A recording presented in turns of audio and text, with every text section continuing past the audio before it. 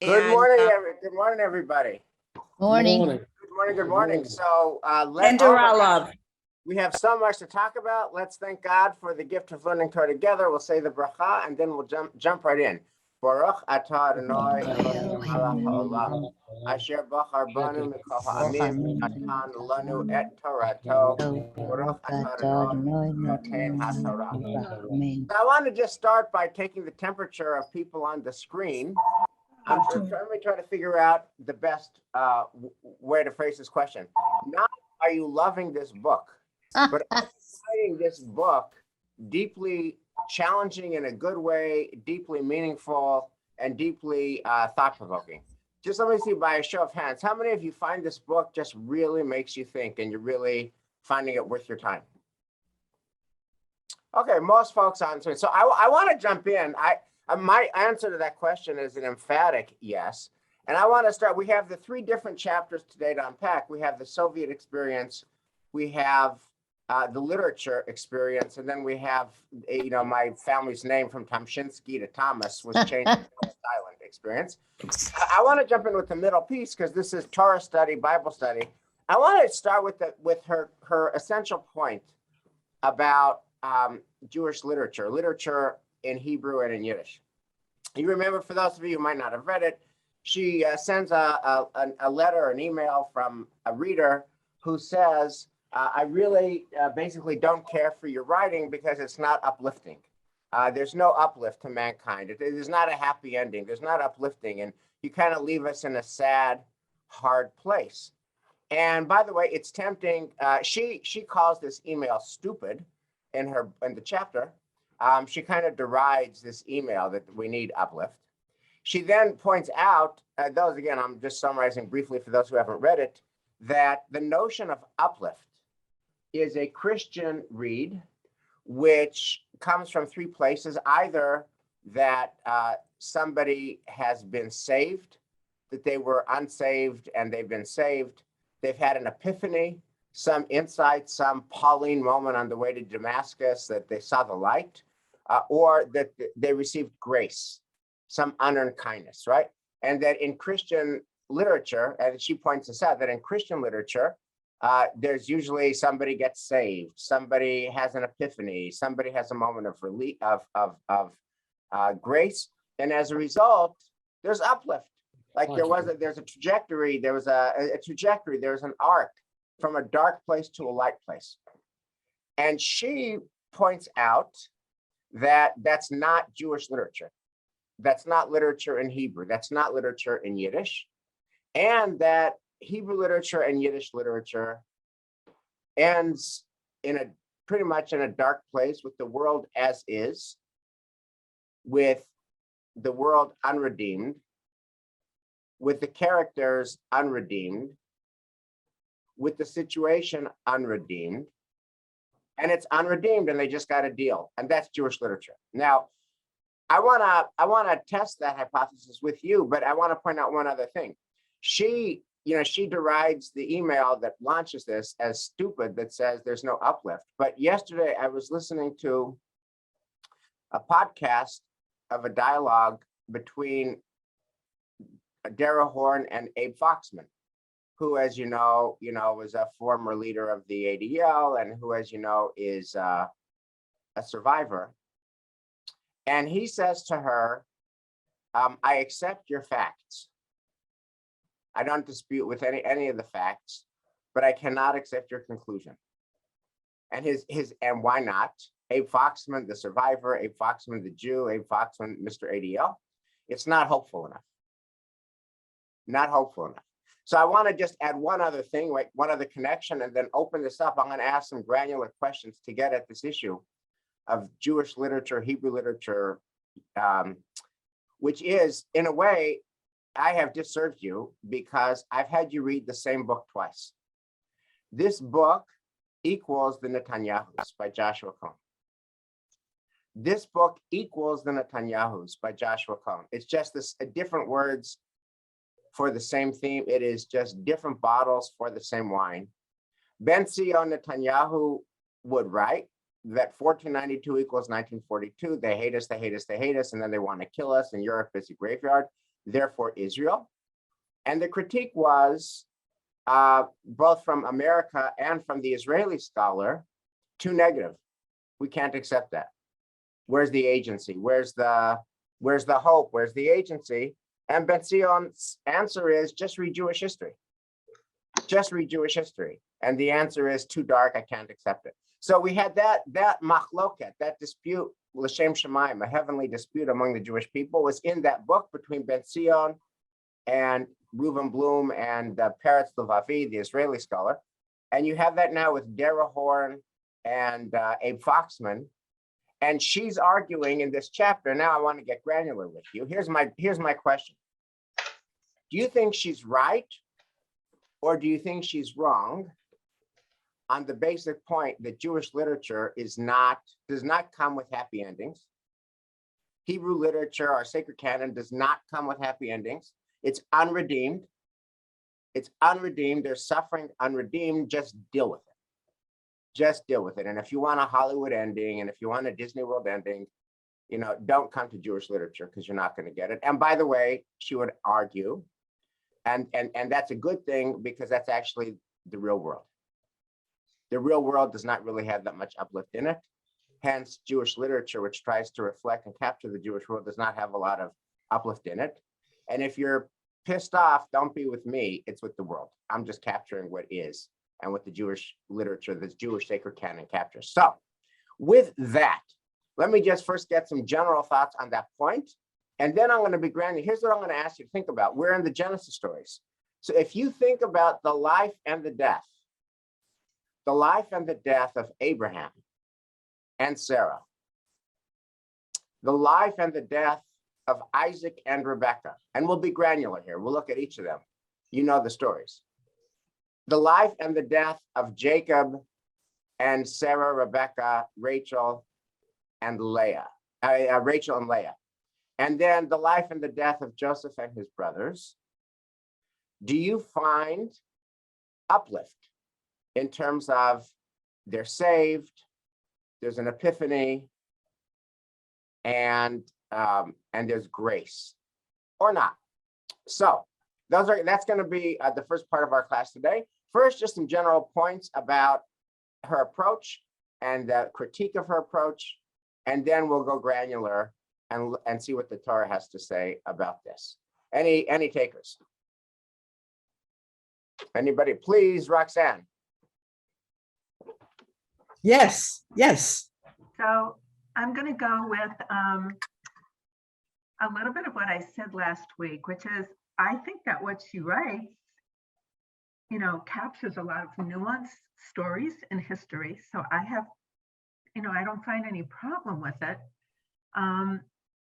But I don't think that the story ends there. And so I'm going to say what I said last week, which is, as a people, we have survived. So the continuation of the story has to be, this happened, and how did we go forward, and how did we endure? My brother said to me at one point, if they keep ramming down this kind of stories to our youngsters, who's going to want to be Jewish? And I think that's a really valid question. If we teach kids, people prefer Jews dead, the answer is, I'll go be somebody else. So I think the other part of the story has to be, how did we go forward from there? The agency is how we were flexible or adapted and retained the will to move forward. And if that isn't told, then we shortchange everybody, in my opinion. I also think for the second half of what you said is that, can you just let me finish? Yeah, of course, please. That, to me, the biggest difference between Judaism and Christianity is they do like happy endings. I've always thought that, the dissatisfaction of not having a promised happy ending at some point in this life exactly gave rise to Christianity, and the promise that if you don't have it here, you're going to have it later. So Roxanne, I want to say a double thank you. And I want to thank, and Susan, I'll get you next. I want to say that I think both of your comments are really profound. So let me take them in turn. First, who's going to want to be Jewish if the story is they hate us, they want us dead, they love dead Jews?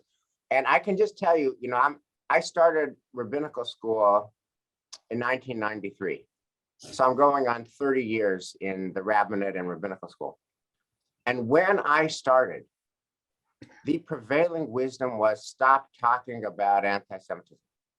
And when I started, there was a guy at the seminary named David Wolpe, who would go on to be, quite the accomplished rabbi. He's the rabbi at Temple Sinai. He's been voted, the most influential rabbi, any number of times. And at the time, he was an assistant to Chancellor Schorsch. And he's a very charismatic storyteller and preacher. Anyway, I remember so vividly him saying that he was talking to young rabbis. Stop talking about they hate us, they want us dead. Start talking about why be Jewish. And and then he referenced the old joke about how the kid missed Hebrew school and he came back the next week and he said, what countries did we get kicked out of last week? And that orientation, what countries did we get kicked out of last week, is going to make the kid want to play baseball, not come to Hebrew school. And then, he famously told the story about his father, Jerry Wolpe, who grew up in Dorchester, Mattapan, also became a big rabbi at Har Zion in Philadelphia. He once critiqued his father, generational father-son thing, that I heard 30 years of your sermons or 20 years of your sermons growing up, and you never talked about God. You always talked about anti-Semitism. And his father's response was to send him a postcard, Dear David, God, God, God, God, God, God, God, love Dad. So I want to say, I think at one point the pendulum was with you, Roxanne. I was trained that way. And by the way, the big theme in the 90s when I was coming into the rabbinate was talk about why be Jewish. Why should someone choose to be? We're not the chosen people, we're the choosing people. Why make the case to a 15-year-old, make the case to a 23-year-old that you should choose to be Jewish? And you're not going to do it by saying that people love dead Jews. And I think the pendulum has shifted. Or it's a yes and, but it has shifted. In terms of the other point about, I want to say what I found this chapter about literature, and I've read Jewish literature and I've read the sacred canon. It really kind of crystallized something for me that I had not seen into this, my 60th year, which is, in fact, it is the quality of sacred canon literature in the Jewish faith that the stories never end happily. Mm-hmm. That it's not by an accident, but if you look at all of the characters, they all die unredeemed. Mm-hmm. Let's just go through it. I mean, Sarah, she dies according to Jewish legend, and Rashi brings us when she hears that her husband almost bound her son and slaughtered him. So she's worried about her son, and she can't believe her husband, and she dies. Abraham dies. He never talks to Isaac or Ishmael again. Isaac dies in our reading this week in Vayishlach. He doesn't talk to Jacob. He doesn't talk to Esau. Rebecca dies. She doesn't, according to Jewish tradition. There's no verse in the Torah that says Rebecca died. And the Midrash picks that up. She's so ashamed and humiliated at her family implosion that she conspired to steal the blessing with Jacob, and Esau hates Jacob, and Isaac hates Jacob, and Isaac hates her. The whole family meltdown. She said, bury me at night so no one will see my disgrace, that our family is completely dysfunctional. And so it goes. And then down to, the story of Moses dying on the wrong side of the River Jordan. And I kind of knew all these things, but I didn't put it together until her chapter on Jewish literature, which is we're written to be sad and we're written to be unredeemed. And I never quite got that. So it's so good to unpack all that. And Susan, you're up. Susan, you were going to comment next. Are you frozen? Okay, so maybe somebody else can speak because Susan. Well, hear me? Who else is? Oh, no, can you hear me? Yes, now we can hear you. Okay. Well, I read this book knowing that Susan, we're having some technical this was a problems woman so much brighter than I was, exact interest. Is this better? Try now, yeah. Is this better? Yes, start again. Okay. So I read this book knowing that Dara Horn grew up in my town and she's now raising kids in my where I grew up. And I immediately recognized her as a very smart version of me. You know, Susan's brain on steroids. And I am not just a student of Yiddish and Hebrew literature, but I've written about it everywhere. I really know Hebrew literature. And I know Yiddish literature a little, and I agree with every word she said. I agree with every word of the book. I think this is a stupendous book. And I cannot thank you enough for recommending it. And I am buying copies for my family and my friends for Hanukkah. And, you know, my feeling is if people want happy endings, go somewhere else. So, Susan, what about the point that Roxanne made that, you know, David Wolpe made in the 1990s, that if you're a kid growing up nowadays, and, you know, the rabbi gives you for your bar bat mitzvah, people love dead Jews. Here's a chumash, here's a candlestick, here's a Havdalah candle, here's people love dead Jews, the way to Jewish history. They're going to just run as far as they can, as fast as they can. I wouldn't give it to young kids. But I wouldn't whitewash the situation because they're going to grow up into this world where this book is. Okay. Thank you, Susan. And we're going to stop now because we're just having continuing technical problems on your end. Cheryl Levin, what love your thoughts? I'm a mother of 3 children in high school, middle school, elementary school, and my husband is a Russian immigrant. So his perspective is to be very honest, blunt from a young age about anti-Semitism because he experienced it firsthand, violently.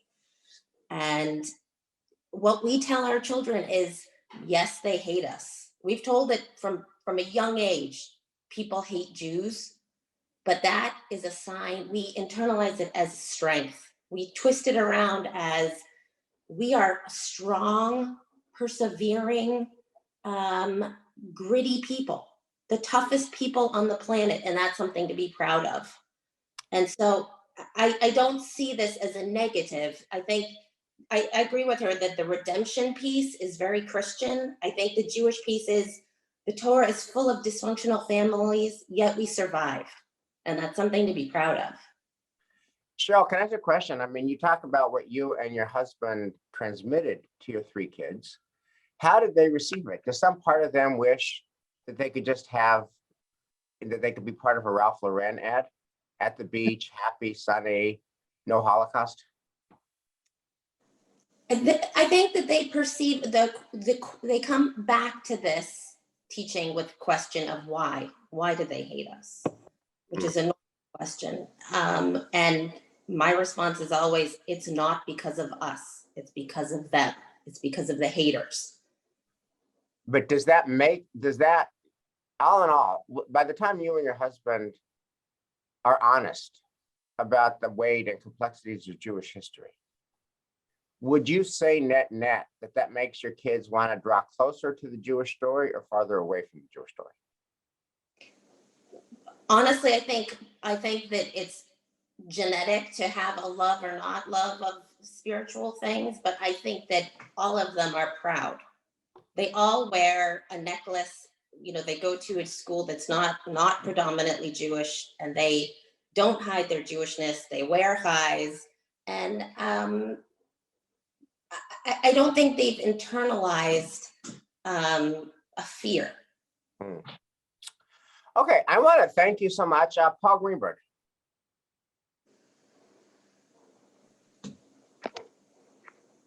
There we go. Sorry. So when I read this chapter, I thought back, Wes, to your question from my holidays about where's the missing holiday. And specifically, you asked why there's no celebration for the taking of the land of Israel. And when I read Dara Horn's story in this chapter, I thought her message is the Jewish stories stop, they don't end. If we wanted the story to include the land, we would have included the book of Joshua in the Torah, but we didn't. So in fact, we go even further to repeat the Torah each year. Once we get to the end of the 5 books, we go back to the beginning. So the book stops, we stop, but then we return. So the Dara Horn version of the story, or perhaps one answer to your question, is consistent with that Jewish theme of we stop, we don't, the story doesn't end with redemption, it stops, and we have to build the resilience. So I just thought that was just a very interesting take that I had just never seen before. So let me just engage that, Paul. It's certainly true that they stop, they don't end. My only Rashi that I would put onto your comment, and I didn't see this until I read this chapter, and I've been reading this stuff my whole life, is that when they stop, they always stop sad. Actually, Joseph is embalmed. Like, how does Bereshit end? With the Jew embalmed, right? This great book, this great classic, the Genesis ends with the patriarch embalmed, which is obviously a premonition of slavery for 430 years. And what's just so striking, it's shocking that I didn't get this until I'm 60. I've been all these years, but all the stories end sad. Sarah ends sad, right? My husband almost slaughtered my son. Rebecca ends sad. My whole family's imploded. Right. Abraham and Isaac end sad. They each have 2 sons that don't speak to them. What do you do with that, Paul? So the stories in isolation end sad, but then the teaching from someone like Rabbi Sachs is to connect the stories through the canon, right? And to say that they start out really bad, they end up not as bad, and then they culminate in something better than that. So if we think of the various bad relationships between brothers in Bereshit, it's just horrible. You could go down the line and they're bad. But by the end, you have Joseph reaching some level of rapprochement with his brothers. Ultimately, his 2 sons, we celebrate on Shabbat every time we make the blessing on our children's heads. We invoke those brothers, and then ultimately Moses and Aaron. So the Rabbi Sachs version of how to tell the story is to take those sad, isolated stories and weave the story through the calendar, through the time period of our overall history, that things are getting better. So let me ask you this question. I mean, one question I've always wondered, it's kind of been a meta question of my life, is why Christianity has been so much more dramatically, emphatically, and incontrovertibly much more successful than Judaism in terms of winning souls, right? There are just way more Christians in the world than Jews, right? Just way more Christians than Jews. And could it be that people respond to an optimistic message that's just better? In other words, if I can choose being saved, epiphany, insight, awareness, that's going to change up my life, and grace, somebody gives me unearned kindness, which I then am inspired to radiate back, versus the story ends sad, and maybe generations from now, there's some betterment. I think if I weren't born Jewish, I'd probably vote for the more optimistic teaching. What do you make of that? I mean, what do you make of that? And if you didn't have, we're all brainwashed because we're all Jews, right? We're on Team Jewish, right? So we're all brainwashed. But if you just zoom out of your own life, and if you zoom out of your own brainwashing, she says, well, being saved and epiphany and grace, those are all Christian notions. And you say, yeah, those are Christian. But what's wrong with that? What's wrong with that? And and by the way, I mean, just to say, those notions also appear in, I was at Minyan this morning, and all those notions about grace and compassion, empathy are part of our Siddur as well. But so it's not like it's not in us, but it is not characteristic of our most sacred canon. I'd love some new voices on these questions. Barbara Resnick? Well, I see, now I forgot what I was going to say. I think it's hopeful rather than, I think the Christian answer is very facile. It's easy to believe you're going to go to heaven somewhere and everything just by repenting, everything's good again. And yet there've been so many bad Christians too in the world, and so many wars and so many other things.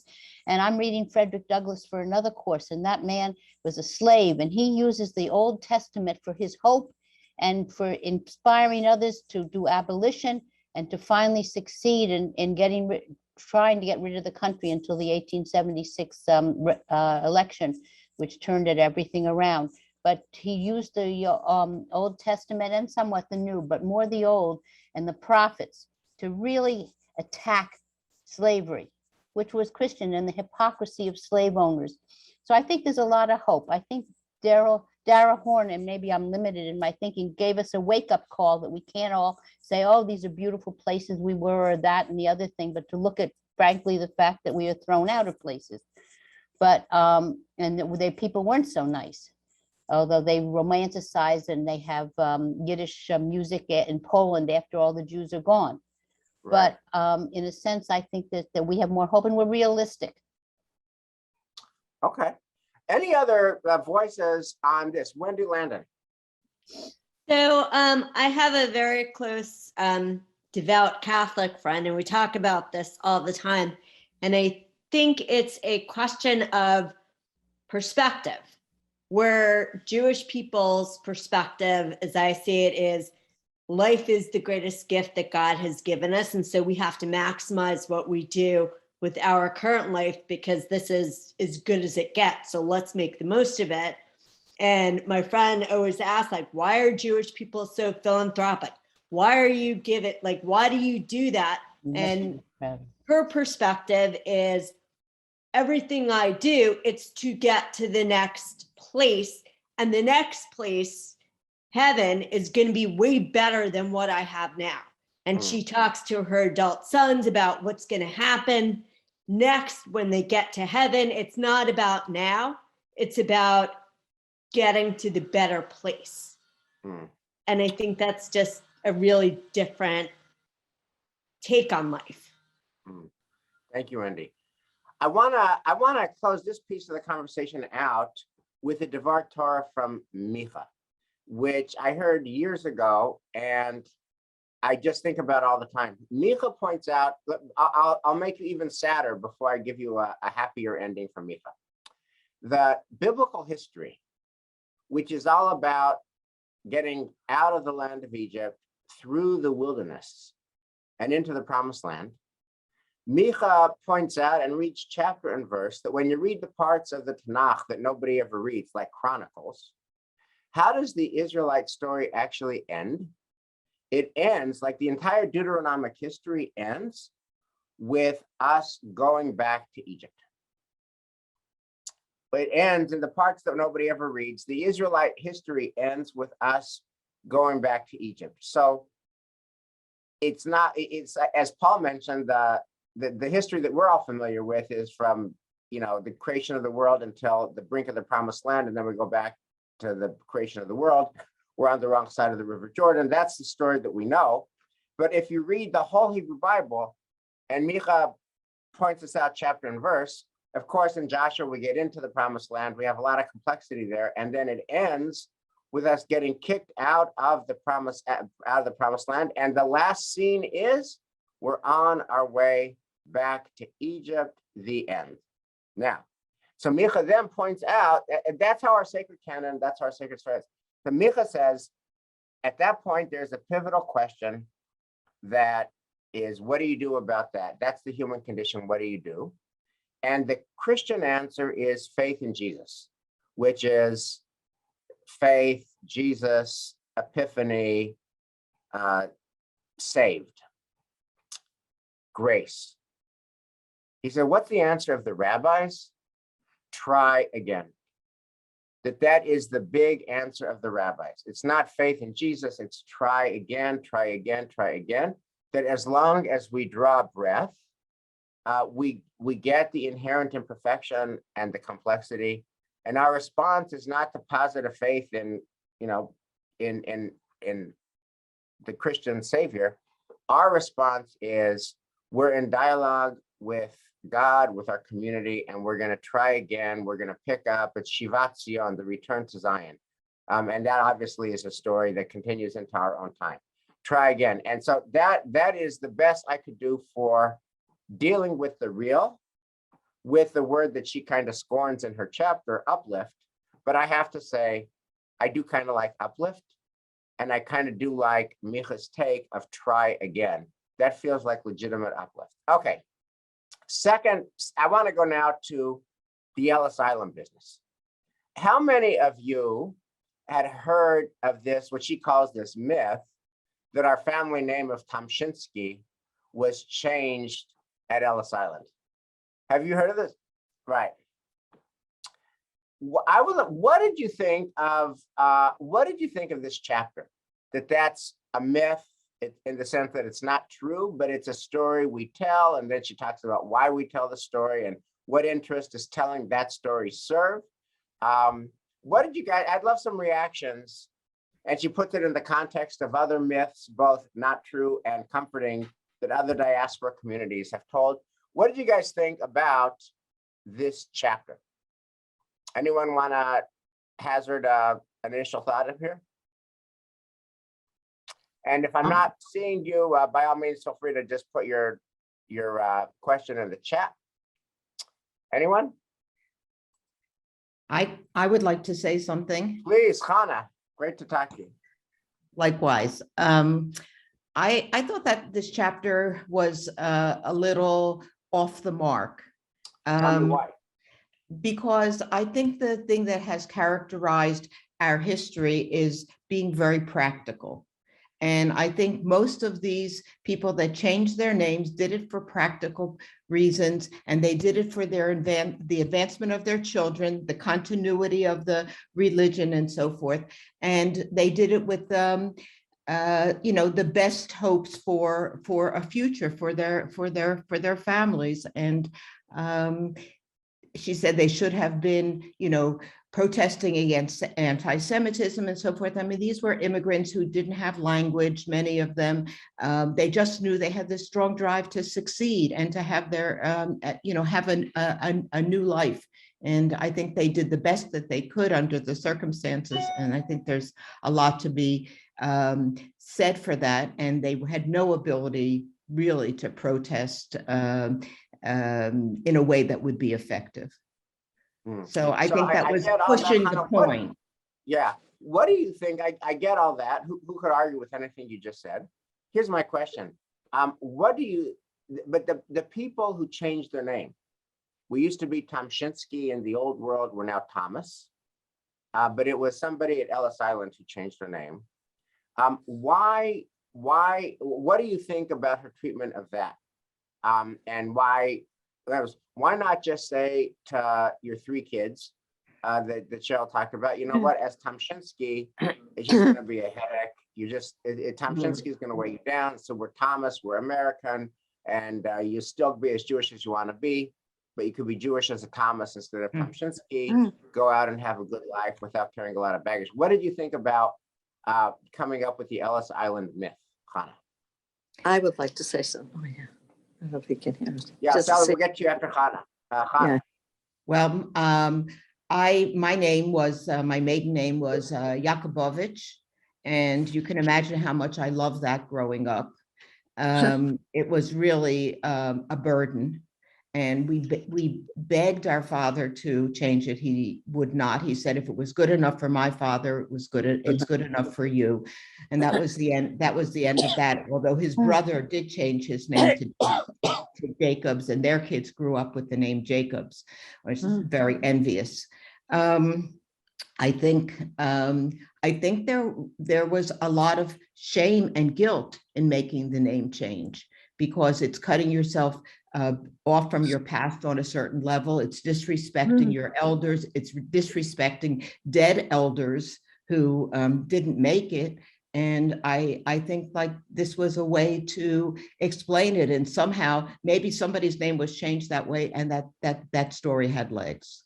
And it was kind of the fairy tale. So the fairy tale of the Ellis Island name change allowed you to go from Yakubovich to Jacobs, which was more comfortable, but without disrespecting your ancestors, you say it's Ellis Island, and that does indeed have legs. And that's the whole point of this chapter, that that the American Jewish community wanted to gravitate towards both of those, affirming fidelity to their past, but also traveling without that luggage and without that baggage that was going to weigh them down. Sally Lake. Yeah. When my husband Sally, you came, said you had wanted. I'm unmuted. Can you hear me? No, you're unmuted. You're great. You're perfect. Yes. Okay. My husband's family came from Poland. They were actually on the last boat that ever left Poland of Jews because it was torpedoed on the way back at the very end of 1938, early 39. And they came to Ellis Island, and the name was Ledjkin, Ledjkin. When they got to Ellis Island, the guy said, there's no DJ in the English language, your name will be Lake. They stamped it, end of story. They were immigrants. They were, I mean, there was no choice. So it's not all fairy tale. And we went to Ellis Island to see, to find the records. Thank you, So Sally. I've been Lake ever since. Thank you for that corrective. Any other voices on this chapter? And then I have a question for you. Yes, Andrea or Arthur? Andrea. I think as well as shame and guilt. Oh, you're muted, Andrea. Andrea, you're muted. If you could go back. Okay. Yeah, if you could start all over. Yeah, I will.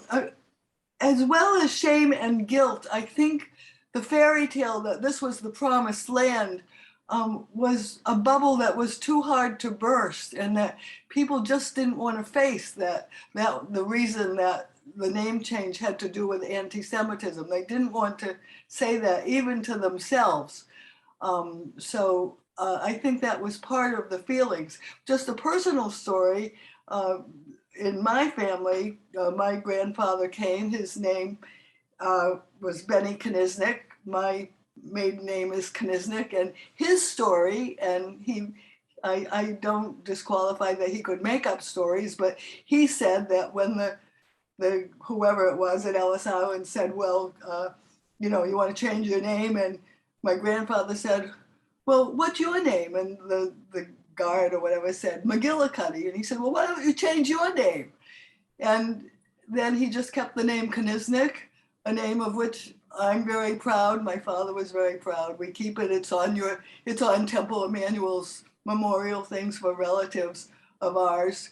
So there's just, I don't know whether that's a kind of rebellious trait in my family, but anyway, just another side of the story. Thank you, Andrea. I want to ask a question about our country today. If you, let's imagine that your child is having a child. And let's imagine that your child actually asks for advice from you and wants to know what you have to say. And then just further to the point of this chapter, let's say that the family name at the moment is Tomshinsky. Do you believe that your grandchild would do as well as a Tomshinsky as a Thomas?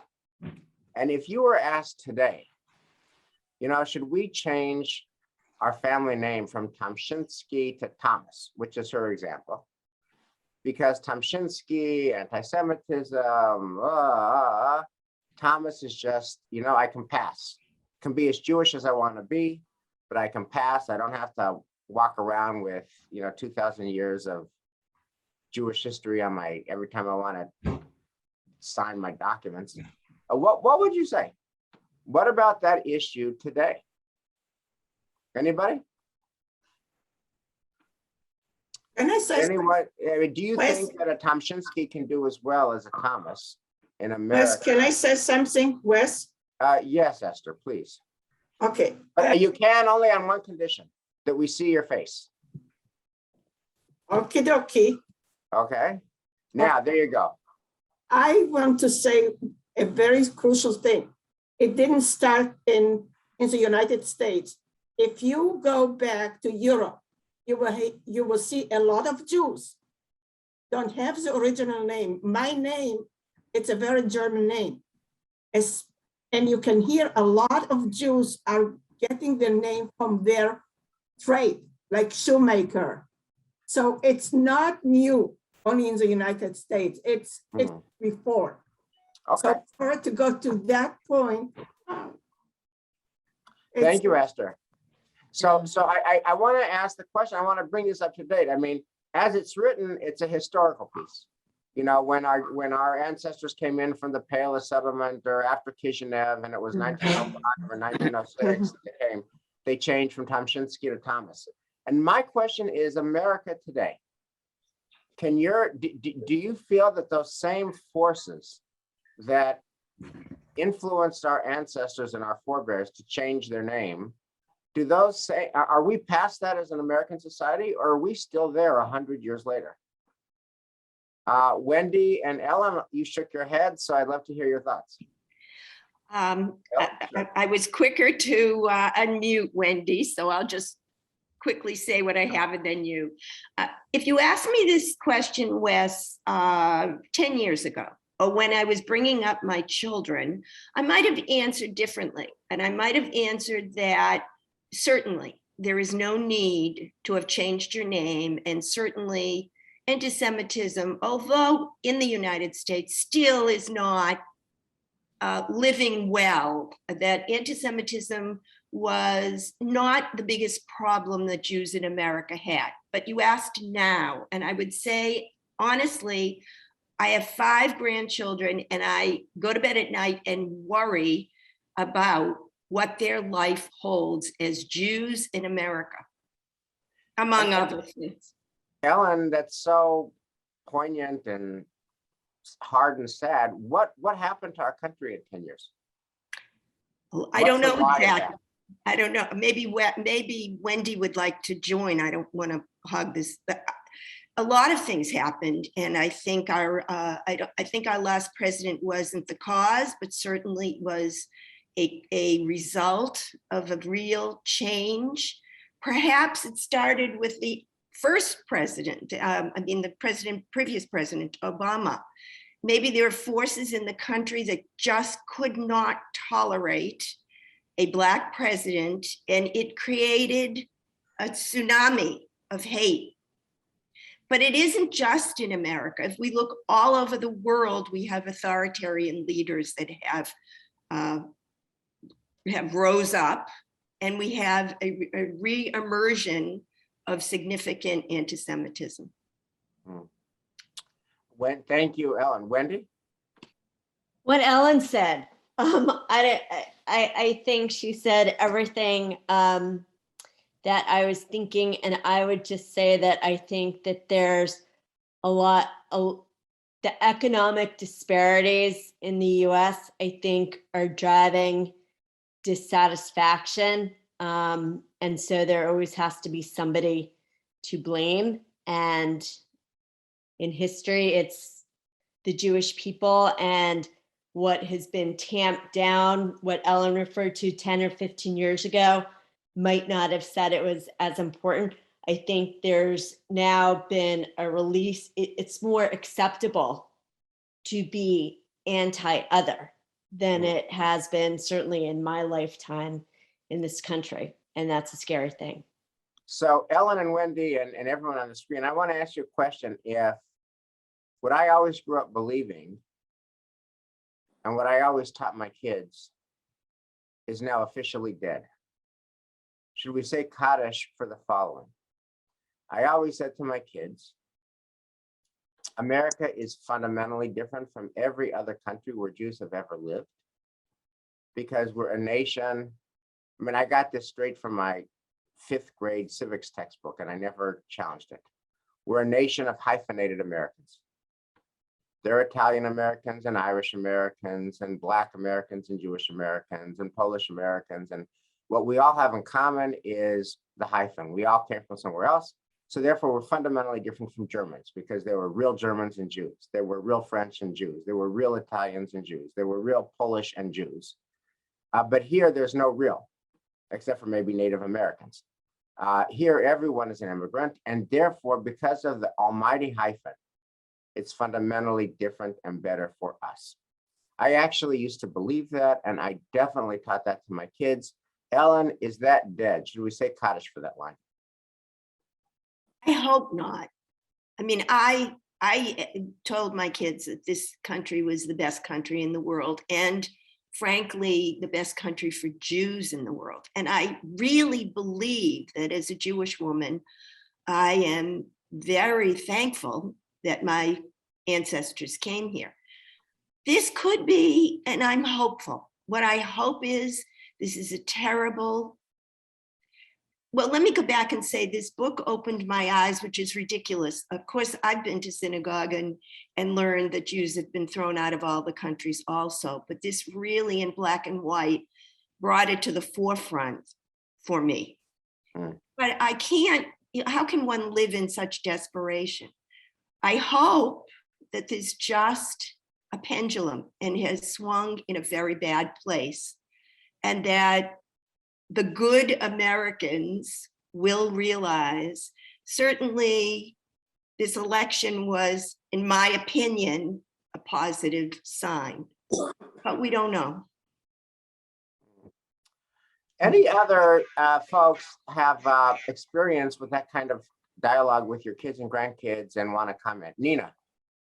Well, I think that sort of going back to what's causing this, I think political theory and the whole internationalization of the Palestinian cause and pro and con Israel has impacted this current situation in the United States as well.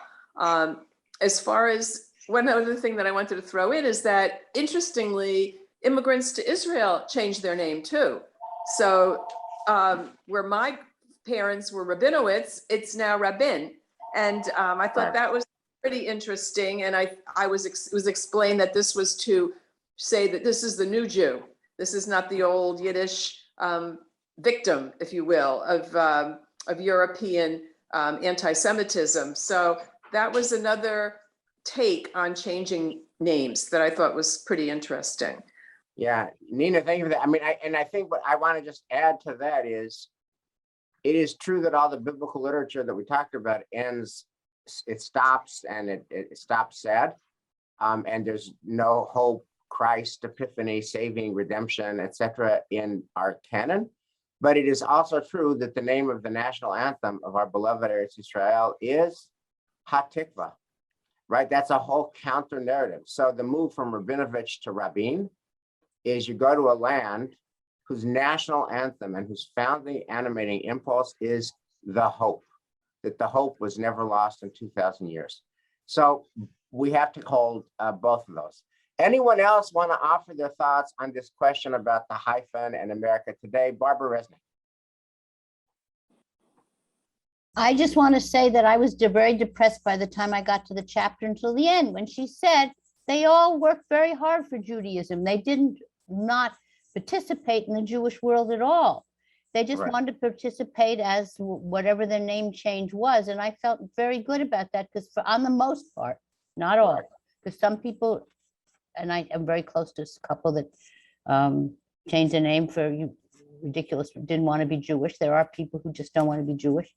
But in general, but were great participants and have made the Jewish world here very positive. Great. I have a quick story. Yes. Please, Linda. My husband's father grew up as a Lefkowitz.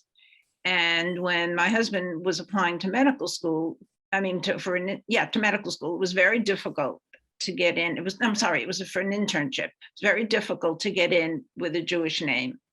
So he and his brother changed their name to Leffert from Lefkowitz. And he got into medical school and et cetera, and, had this great career. Fast forward, he gets recruited with two other members of the orthopedic department at the Hospital for Joint Diseases to come to Mass General. And they come and he goes to a meeting and he meets Davy Crockett Jr. And Davy Crockett Jr. says to Bob, Leffert, were you named, was Lefferts Boulevard named after your family? At which point my husband said, no, actually, we were named after it. And he chuckled, and it was all amusing and, kind of a funny story that he liked to tell. And, even then, this was in the late 50s, early 60s, there was one medical school that you could easily get into if you weren't Jewish. That was the Hospital for Special Surgery. And then there was the Hospital for Joint Diseases, if you were Jewish, but you had to get finished with your residency first in medical school. You had to get to that point. And I think it is better now. Is it perfect? No. That's something they sort of joked about it. And he never certainly, hid that he was Jewish. But I just thought that just that little discussion at the board meeting and the, sort of chuckle and goodwill that it was about, as opposed to something. And I just have one comment about the Ellis Island thing. I think to the extent that was true and that's what people did, I say good for you. You wanted to, you could still be Jewish, you could still, do everything that way. You saw that it was going to be a problem. And whether you changed it at Ellis Island or whether you decided to change it at any other time, I don't think, to me, that's not a key important question. Thank you, Linda. I want to just pivot finally in our last few minutes to the chapter about the executed Jews, the Yiddish actors and poets and the creative energy. I found that an incredibly searing and powerful chapter. And I would love to open up the floor for some comments on that chapter. And then I'll double click on the conclusion of that chapter, which was so sobering and stunning. But first, some general reactions to the chapter on the executed Jewish poets who gave their life to the Soviet Empire, believed in the Soviet Empire, and were in this slow rolling nightmare that led to their death. David Kopelman.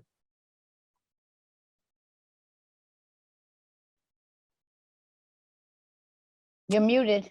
David, if you could please unmute. Now you're unmuted. Sorry. Yeah, she writes about, Deborah Horn writes about this group called the Yevshechskia, and it was a committee of Jewish Bolsheviks who were paid by the Soviet Union to monitor, persecute, imprison, occasionally murder their fellow Jews, and who participated in any Jewish religious activities, including Zionism. And they thought they would be saved, and ultimately they were killed by the regime. And to me, it was reminiscent of the Kapos, the Jewish prisoners who helped the Nazis, SS guards, run the concentration camps, thinking that by doing so, they would escape the gas chambers. And of course, they were ultimately executed as well. So it kind of is reminiscent to me of the old story about riding the back of the tiger. You can only do it so long until the rider himself is devoured. And sometimes I think it may be a more preferable option to kill or try to kill the murderers rather than thinking you'll be spared by assisting them. So what comes to mind as examples of that is the revolt in the Warsaw Ghetto that bravely fought and killed Nazis for 4 weeks in 1943 before being liquidated. And also comes to mind the revolt by the prisoners in the concentration camps of Sobibor, and also in 1943, during which many SS officers were killed and about 300 prisoners escaped. So some ancient examples of that are, of course, the Maccabees and Esther, who killed their prosecutors rather than capitulate. So it just kind of was reminiscent of maybe it's preferable to not to go along thinking you're going to save yourself by being complicit rather than revolt. Yeah, thank you. I want to double click on this in the following respect. She describes this chapter, and then David helpfully puts it in historical context, of people who are caught betwixt and between. They want to be Jewish, or they are Jewish, or they're seen as Jewish. And there's a prevailing regime to which they don't want to lose their good graces with that prevailing regime. And in all the cases that David mentioned, they end up kind of turning on the Jewish part of their identity to cotton favor with the regime part of their identity, right? And with tragic consequences. Here's my question to you. now maybe it's just me and maybe I'm perverse. You could read this as just history, the Soviet Union and the Syrian chapter. But does anybody see any living connections between that and what's going on in our country right now? Does anybody see any connection between what she describes? Not that there's the Soviet Union that is that we have to kowtow to, but this notion of, you know, I'm Jewish and I have some Jewish identity and Jewish loyalty, and there's an external regime. And in order to be a card-carrying member of the external regime, I have to be negative on the Jewish piece. Does anyone see that dynamic at play in the United States of America today? And if so, where? David? Well, the dynamic I do see is she says that when these Soviets were persecuting the Jews, this was after the war, so it was impolitic to say you're anti-Semitic because of the murder of Jews and that the Russians were well familiar with. So they just twisted it to say, well, we're not anti-Semitic, we're anti-Zionist. A big difference. So we can kill Jews in the name of being anti-Zionist. I see a parallel today with people in America that are anti-Semites, well, throughout the world, that are anti-Semites, but they won't say we should murder all the Jews and Eichmann should have finished the job. Instead, they become anti-Zionists. And I see that today in Congress. I see it today in America. It's not politically correct to be an anti-Semite, but you can be an anti-Zionist. That's okay. Right. And I just want to build on that. What this chapter made me think about is your poor kids or your poor grandkids. If they're unlucky enough to be 18 to 21 today, if they're unlucky enough to be on a college campus today, they are caught betwixt and between divided loyalties. It's not with, so let's say in their heart of hearts, they want more racial justice, which is beautiful. Who doesn't want more racial justice? But in a lot of the communities that care a lot about racial justice, you have to be negative on Israel.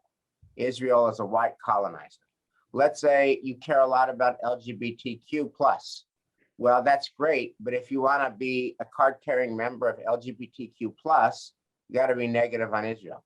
And there are stories, I mean, this is just all over the place. Talk to any of our kids. You want a leadership position in climate change, in sensible climate legislation to deal with the planet that's getting incinerated and flooded, etc. And you want to work on that. No. You have to swear your allegiance against Israel. Those are our college kids today. And when I read this story about the poor Soviet Jews who want to be Jewish, but they've got the regime, our college kids are facing this dynamic, not with Stalin and Lenin, but with racial justice and with sexual fluidity and with climate change legislation.